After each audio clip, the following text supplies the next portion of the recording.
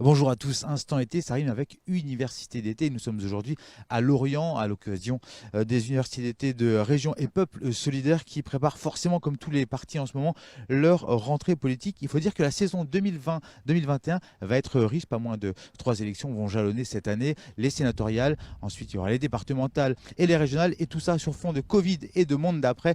On en parle dans un instant. Avant cela, on fait un point sur l'actu avec les rédactions de TVO, TV Sud et du Télégramme.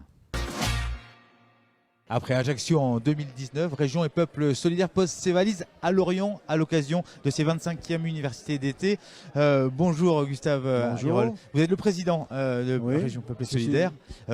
En 2 mots, c'est quoi justement ce parti politique? C'est un parti politique à part entière, Région et Peuple solidaire. Oui, on est un parti politique reconnu par la Commission nationale des partis politiques. Quelles sont les valeurs, les principes justement de votre parti? Moi, j'aurais envie de vous dire, c'est la défense des territoires et de l'égalité entre tous les territoires. C'est ça un peu notre fond de commerce, si vous voulez. Donc ça vaut pour la Bretagne, ça vaut pour la Corse, ça vaut pour l'Alsace, etc. C'est ça notre principal souci, de faire entendre au sein de la République, dans le champ de l'action politique, des thématiques publiques, les problèmes de territoire qui sont des problèmes qui, je vous le fais remarquer en passant, sont des problèmes d'actualité aujourd'hui.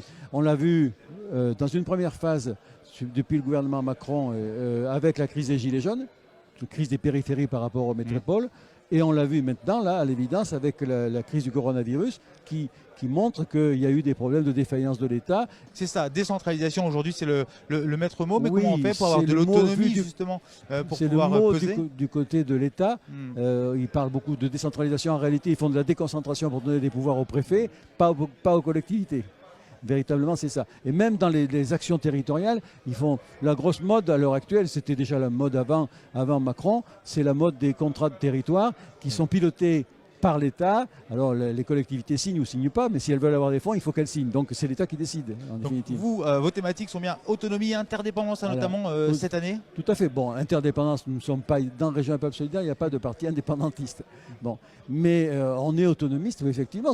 L'autonomie, c'est rien d'autre qu'un problème de démocratie, que les territoires puissent décider pour leur population de politiques adaptées. Parce qu'on ne peut pas faire la même politique en Bretagne qu'en Corse, par exemple, sur des questions importantes. Merci Gustave Alirol. On va tout de suite retrouver un représentant ou une représentante de l'UDB.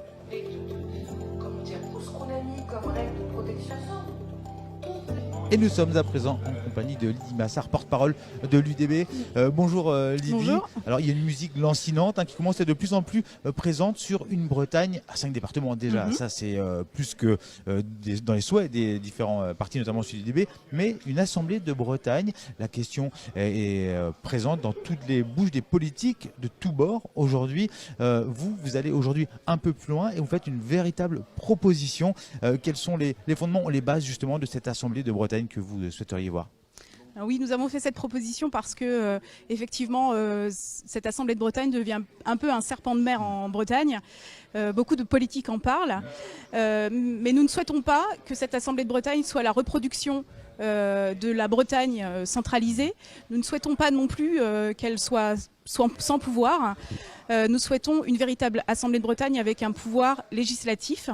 Alors vous avez tellement travaillé sur le dossier qu'aujourd'hui vous avez déjà défini des contours, que ce soit des contours géographiques avec une représentativité au niveau de pays, vous allez nous en parler, et aussi avec des idées bien claires sur les moyens financiers et aussi législatifs à mettre en place pour avoir cette autonomie. Voilà, exactement. Donc nous avons travaillé sur ce sujet pour faire de l'Assemblée de Bretagne une collectivité avec des compétences élargies, avec des compétences qui correspondent aux besoins des Bretons et des Bretonnes. Je peux parler des compétences comme la mer, l'agriculture, la langue et la culture, l'apprentissage dans l'éducation de notre histoire, de l'histoire propre à la Bretagne. Je pourrais en citer beaucoup d'autres.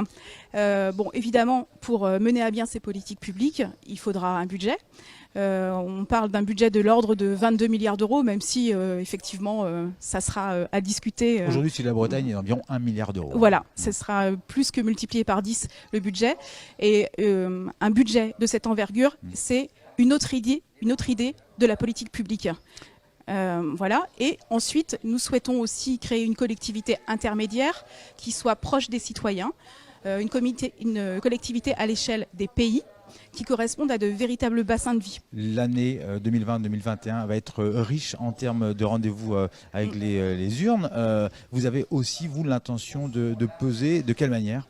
Nous serons présents aux élections régionales et départementales en Ça va être le 2021. fondement, cette Assemblée de Bretagne, Ce justement, sera de votre campagne? notre projet phare, parce que cette Assemblée de Bretagne, c'est la pierre angulaire, l'outil qui sera au service des Bretons et des Bretonnes pour créer une Bretagne autonome, solidaire, écologique et plus démocratique. Merci Lydie Massard. Ainsi s'achève cet instant été. Demain, nous nous retrouvons à Quimper avec Philippe Mahé, c'est le tout nouveau préfet du Finistère.